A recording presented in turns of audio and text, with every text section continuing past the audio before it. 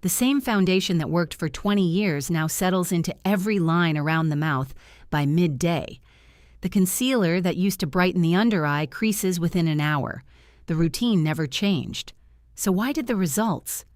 Because mainstream makeup is engineered for skin that produces more oil, holds more water, and moves less than skin does after 50. What follows are 15 small shifts in formula and placement, each explained at the ingredient level, that make a face read about 10 years younger by the end of the day. None of them involve wearing more makeup. 3 things change in skin across the decades, and every tip here traces back to them. Oil production falls. Water escapes faster through a weakened barrier, a process dermatologists call transepidermal water loss, and it shows up as fine dehydration lines. Cell turnover slows, so the surface holds more texture. Makeup causes none of this, but the wrong formula announces it, and the right one quiets it. The first shift happens before any makeup at all. Tip 1. Hydrating skin prep. The habit this replaces is the mattifying primer, the clear silicone gel that promises an airbrushed grip. Those primers run on dimethicone and silica. Dimethicone is a silicone that fills pores and lines like a soft filler, and silica is a powder that drinks whatever oil the skin produces. On a 25-year-old, that builds a smooth canvas. But on skin already short on oil, the silica keeps drinking. And by midday, the surface under the foundation is tighter and drier than it was at 8 in the morning, which is when lines begin to look etched. The replacement is a humectant layer, a serum or moisturizer built on glycerin or hyaluronic acid, both of which pull water into the surface and hold it there. Water plumps a fine dehydration line from the inside, and a plumped line grabs less pigment. Makeup artists who work on women over 50 spend more minutes on this step than on the base itself. Press it in with flat hands, wait 5 minutes so it absorbs instead of mixing into the foundation, then reach for color. Every product that follows can only be as flexible as the surface it sits on, which leads to the product more women get wrong than any other. Tip 2. A thin, luminous foundation. Full coverage long wear promises that nothing will show and nothing will move for 16 hours. It keeps that promise through a heavy pigment load and film formers, dissolved polymers that dry into a continuous layer fixed onto the skin, often set with denatured alcohol, a fast evaporating solvent that pulls moisture as it flashes off. On young skin, the film sits still, but a face after 50 folds when it smiles, and a fixed film cannot fold, so it cracks along the smile lines and gathers there, and by the end of the day, the makeup reads as a layer on top of the face rather than as skin. A thin, luminous formula works the opposite way. Lower pigment, more emollients, and finely milled mica, the mineral that reflects light softly so texture blurs instead of being painted over. Real skin showing through is precisely what reads young.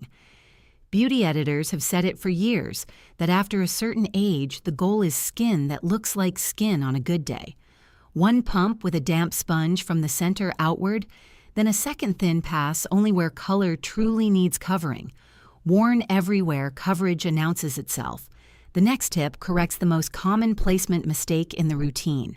Tip 3. Concealer only where darkness sits. The full triangle under each eye comes from television makeup on 20-year-old faces, and it fails older skin twice. The skin below the eye is the thinnest on the face and moves with every blink, and concealer is pigment suspended in waxes and film formers. So the more surface it covers, the more surface there is to crease. And the outer half of that triangle was never dark, so the extra product only waits to settle. Within an hour, the creasing begins, and by midday, the fine lines hold more pigment than the shadow ever did. The correction is placement.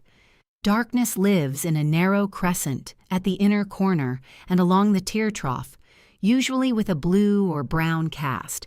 A concealer half a shade brighter and peach leaning rather than pink cancels that cast optically. Paint it only inside the shadow with a small brush.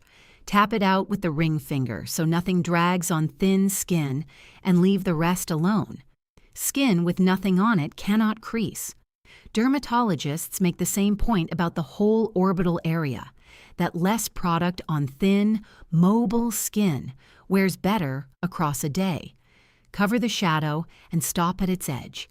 Cheeks are next, and the old rule no longer applies. Tip 4. Cream blush, placed high. The old rule said to smile and dust powder blush on the apples. That rule assumed the apples were still where they used to be. The soft tissue of the midface descends over time, so the apple at rest now sits lower, and color placed on it pulls the eye downward. Powder blush makes it worse through its base. Talc and mica, which sit on top of the skin, catch on dry texture and light up the fine facial down that grows more visible with age. Cream blush carries its pigment in emollients, the soft oils and butters, so it melts in with body heat and moves when the face moves. Placement does the lifting. 2 dots on the highest part of the cheekbone, level with the outer corner of the eye, blended up and back toward the temple with the fingers. The color now sits where youthful fullness used to sit, and the face follows it up. Makeup artists use this placement on mature clients because a camera reads high color as structure. By the end of the day, a cream has faded into a flush rather than separated into patches. Cream over powder, cheekbone over apple. The brows are next, and they have been quietly lowering the whole eye area. Tip 5. Lifted brow tails. Brow hair thins from the tail inward, and the tail is what holds the eye area up visually. When it fades or gets penciled on a downward slope, the brow points toward the jaw and everything beneath it appears to follow. The heavy pencil promises definition, but a solid block of drawn color makes a hard frame, and a hard frame beside soft skin reads older.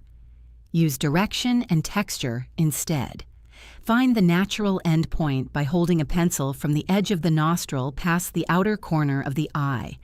If the tail falls short, extend it with individual hair strokes from a fine-tipped pencil, angling the last stroke's level or a fraction upward, never down. Brush the hairs up with a spoolie and set them with a clear or tinted gel so the lift lasts past midday instead of collapsing by lunch. A tinted fiber gel adds density without a single drawn line. The tail is a lever for the whole upper face. With the frame raised, the eye can take definition, and the next technique is the one professionals use precisely because it cannot be seen. Tip 6. Tight lining. A drawn line across the lid promises definition, and on a smooth lid, it delivers. But lids over 50 are rarely smooth. The skin gains slack, the fold sits lower, and a drawn line disappears into the hood, transfers onto the skin above it by midday, or wobbles along texture. Liner on the lower waterline is worse, closing the eye visually and migrating into the fine lines beneath it within hours. Tight lining moves definition where age cannot touch it.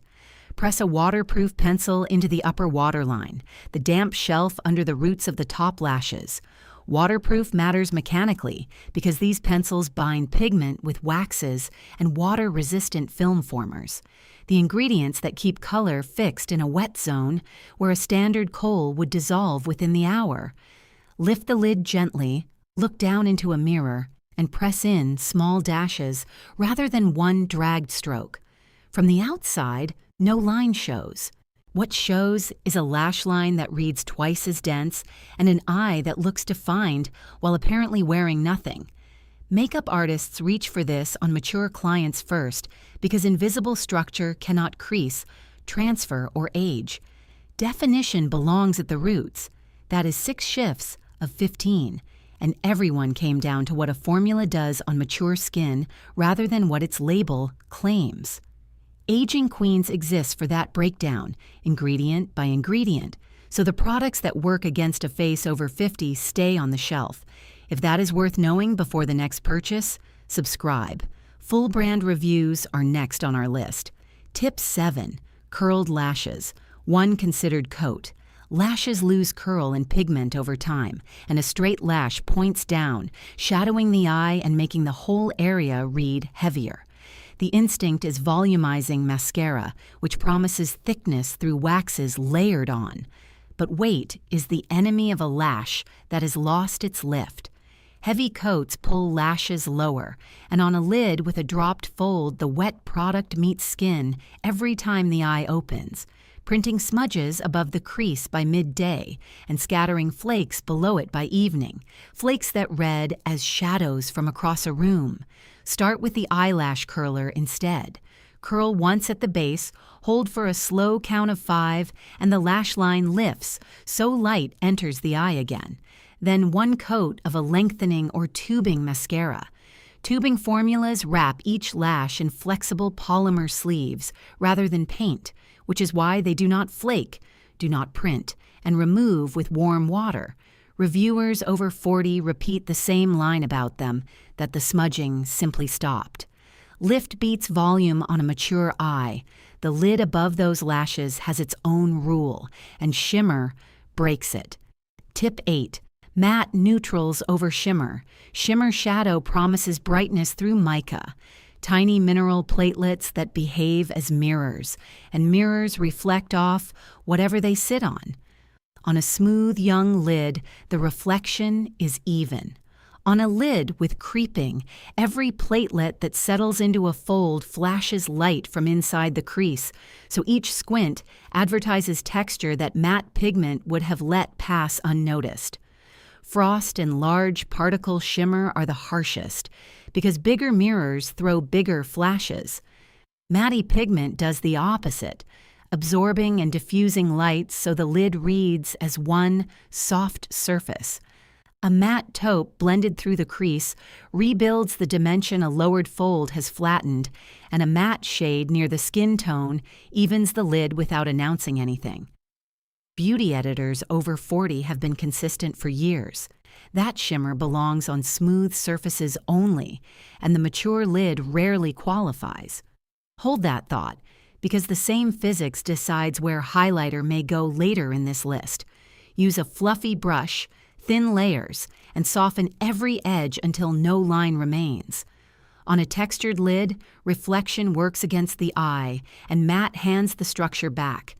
Below the eyes, another reflex needs retiring, and it comes in a compact. Tip 9. Minimal powder, pressed only where it earns its place.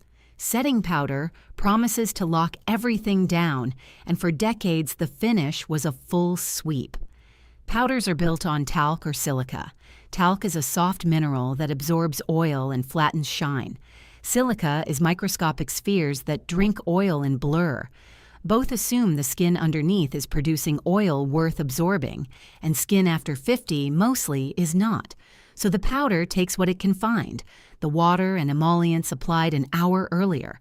The surface turns flat and faintly dusty, and the powder settles into the very lines it was meant to blur. A fully mattified face also loses the light reflection that reads as youth, which is why a heavy powder finish photographs older than the same face bare. Ration it instead. Press, never sweep. A finely milled translucent powder only where makeup migrates. The sides of the nose, the chin, the center of the forehead if it shines. A whisper under the outer eye if concealer travels. Leave the cheekbones and temples bare so they keep their light. Powder is punctuation on a mature face, applied by the pinch. The mouth is next, and the most popular lip formula of the decade is the worst one for it. Tip 10. A softly lined satin lip. Liquid matte lipstick promises 16 hours without transfer, and it delivers through volatile solvents that evaporate on application and film formers that dry into a rigid layer, often with denatured alcohol pulling water from the lip as it sets. But a mouth over 50 talks, sips, and smiles all day, and thinned lips crease with every movement. A rigid film cannot flex, so it cracks down the center by midday and flakes at the edges by afternoon, while the drying base deepens every vertical line it sits in. Feathering has its own mechanism. The fine vertical lines around an older mouth act as channels, and liquid color wicks up them the way ink climbs paper, blurring the edge by the end of the day. The correction has two parts: a lip liner in the exact shade of the natural lip, not darker, traced along the true line, builds a low, waxy ridge. Those channels cannot pull color across, a dam rather than an outline. Then a satin lipstick, pigment balanced with emollients, comfortable to reapply and carrying a soft sheen. And sheen at the center of the lip is read by the eye as fullness. Reviewers over 40 describe the switch the same way, that their lips came back. Seal the border, soften the finish. Tip 11. Brightened inner corners. Even with the under eye corrected, a mature eye can read tired by afternoon, and the reason is architectural. The inner corner sits in a natural hollow that deepens as the fat pads around the eye shift, holding a shadow no concealer placement can reach. The fix is a single point of light, a cream or pencil highlighter in champagne or bone, satin rather than frost, dabbed into the inner corner and carried a few lashes along the inner lower lash line. This is the one place near the eye where sheen stays safe, because the inner corner stays smooth when the surrounding lid does not, so the reflection has nothing to catch on. Light there is the signal the eye reads as rested, which is why makeup artists place it on clients before early morning television. Skip stark white, which reads as makeup rather than light. One deliberate dot does what a second layer of concealer cannot. The next shift concerns temperature, and it may explain why everything already in the makeup bag looks slightly off. Tip 12. Slightly warm undertones, everywhere. Skin loses color with age. Circulation slows, pigment thins, and the overall cast drifts toward gray or sallow. A woman who has worn the same cool pink shade for 15 years is now layering cool over gray, and cool over gray reads, tired in every light. The correction is a half step, warm across the board. A foundation one nudge toward golden or peach, a blush with warmth in it, a soft cream bronzer where the sun would naturally land. Warmth imitates blood flow, the strongest visual signal of health a face can send. One caution, and it concerns oxidation. Some foundations darken and turn orange across the day as their pigments react with the skin's oils and acidity, a shift called oxidation. An oxidized orange is not the warmth being described. The test is a stripe along the jawline, 20 minutes, then judgment beside a window in daylight. The shade that still matches the neck is the true shade. Dermatologists and makeup artists land in the same place, that a face over 50 almost always benefits from borrowed warmth and almost never from added coolness. Nudge every color half a step toward the sun. What happens at 2 in the afternoon is the next problem. Tip 13. Blotting instead of caking. The midday touch-up is where good morning work gets undone. The reflex is the powder compact pressed over the shine at 2 in the afternoon. But by then, the surface holds a mixture of the little oil the skin has made and makeup that is softened and moved. Powder pressed into that mixture binds with it instead of sitting on top, and the result is a thickened patch with a texture of its own, which is what caking actually is. By 5 in the evening, the face carries 3 touch-ups of buildup in every pore around the nose. Blotting reverses the logic. A blotting paper, a thin absorbent sheet, is pressed and rolled against the shine and lifts the oil away without adding anything. The makeup underneath resettles and usually looks nearly fresh on its own. If one spot needs more, press a half pump of the same sheer foundation onto that area with a fingertip after blotting, so fresh product meets a clean surface. Remove before adding. Subtraction refreshes, addition accumulates, and the difference is visible by dinner. 2 finishing decisions remain, and both decide how the face catches light. Tip 14. Highlighter on high points only. Illuminating drops mixed into foundation promise radiance across the whole face. The mechanism is the same mica from the shimmer discussion, mirror particles in liquid, and the same physics applies at full scale. Coat the whole face in mirrors and every plane reflects, including the pores on the nose, the texture on the cheeks, and the creeping along the jaw, all magnified under office lighting by 10 in the morning. A face over 50 has no shortage of places light can land. The question is where to aim it.